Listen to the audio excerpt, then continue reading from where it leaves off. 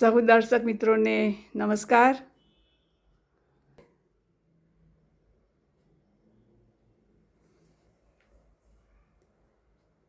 બધાને ખ્યાલ આવી ગયો હશે કે આજે કયો દિવસ છે.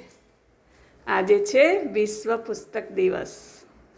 1955માં યુનેસ્કોએ પશ્ચિમના 3 સાહિત્યકારો હતા, લેખકો હતા, કવિઓ હતા, એ બધાને સન્માનિત કરવા માટે વિશ્વ પુસ્તક દિવસનું આયોજન કરવામાં આવ્યું છે. ખાલી પુસ્તક દિવસ નહીં, પણ કોપીરાઇટ ડે તરીકે પણ એની ઉજવણી કરવામાં આવે છે. એમાં જે 3 સાહિત્યકારો હતા એમાંના એક હતા શેક્સપિયર, બીજા હતા મિગ્યુએલ સર્વેટિસ અને ત્રીજા હતા ઇન્કા ગાર્સિયા. આ ત્રણેય લેખકોને શ્રદ્ધાંજલિ આપવા માટે, એમના સાહિત્યને પ્રચાર પ્રસાર કરવા માટે, એમણે જે પોતાની કલમે જે લાગણીઓ લોકો સુધી પહોંચાડી એ બધાનો આભાર વ્યક્ત કરવા માટે આ એક વિશેષ દિનની ઉજવણી કરવાનું નક્કી કરવામાં આવ્યું. એટલે યુનેસ્કોએ આ બહુ મોટું કામ કર્યું છે. દરેક દેશને, દરેક રાજ્યને, દરેક ગામને પોતાના કવિ અને લેખકો હોય છે, અને એ કામ નાનું સૂનું નથી. એ આખું જીવન પરિવર્તનનું કામ છે. તમે પુસ્તક વાંચો એટલે એના પાત્રો સાથે તમે વહી જાઓ છો. એના કોઈ પાત્ર એટલું બધું પ્રિય બની જાય છે, અને એ પાત્રને સ્થાને આપણે પોતાને પણ મૂકી દઈએ છીએ.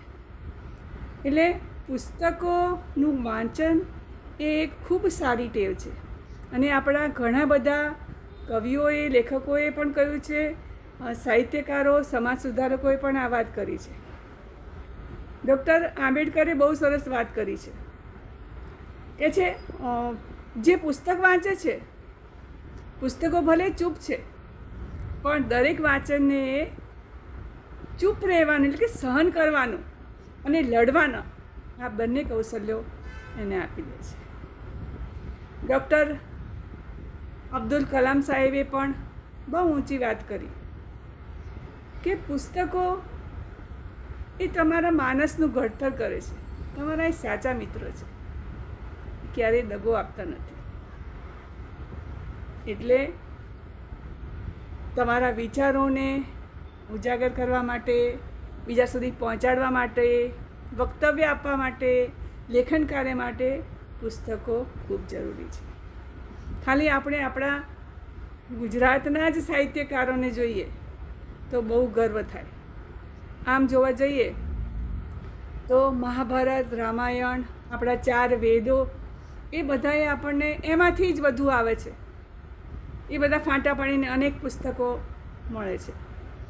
આપણે જ્ઞાન પણ એ રીતે મેળવીએ છીએ, કાં તો પ્રવાસ કરીએ તો આપણને જ્ઞાન મળે, ક્યાં તો અનુભવ કરીએ તો જ્ઞાન મળે, અને સીધું જ્ઞાન કોઈનું અનુભવ હોય પુસ્તક રૂપે આપણને મળે છે.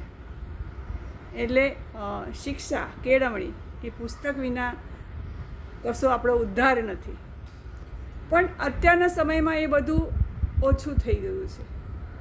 કારણ એટલું જ કે ટેકનોલોજીના યુગમાં, મોબાઈલના યુગમાં બધું તૈયાર માલ મળે છે, એટલે પુસ્તકોને કોઈ અડતું નથી. હા, ખાલી પરીક્ષા માટે, ક્યાંક સ્પર્ધા માટે, ક્યાંક બોલવા માટે એનો ઉપયોગ થાય છે. લાઇબ્રેરીમાં કેટલા એવા પુસ્તકો જે છે એ રાહ જોઈને બેઠા છે વાચકોની, પણ એ પુસ્તકો એવા ને એવા પડ્યા છે. તો દરેક વાલી પોતાના ડ્રોઈંગ રૂમના ટેબલ ઉપર થોડાક મેગેઝીનો, પુસ્તકો નાનપણથી ટેવ પાડે એ બહુ સારી ટેવ છે. અને મોબાઈલમાંથી છૂટવા માટે પણ આ એક સારું માધ્યમ છે. તો નવા લેખકોને પ્રોત્સાહન આપવા માટે આપણું જે એ વખતનું સાહિત્ય હતું, એ વખતના જે લોકો હતા, એમની સંસ્કાર પ્રવૃત્તિ કેવી હતી, કેવા રીત રિવાજો હતા, એ દર પેઢી આગળ પહોંચાડવા માટે પણ આ પુસ્તકો આપણને ખૂબ ઉપયોગી છે. આખા જીવન પરિવર્તનનું કામ પુસ્તકો કરે છે.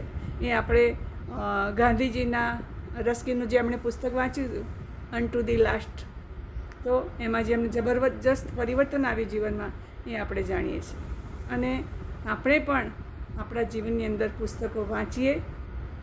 આપણે વાંચીશું તો બાળકો પણ વાંચશે. આપણે જ મોબાઈલ જોઈશું તો બાળકો પણ મોબાઈલ જોઈશું. એટલે જેમ શરીર માટે ઉપવાસ કરીએ છીએ ને, અબ્દુલ કલામ એમ કહેતા હતા કે તમે શરીર માટે વ્યાયામ કરો છો, એમ મગજ માટે પણ પુસ્તક વાંચન એ તમારો વ્યાયામ છે.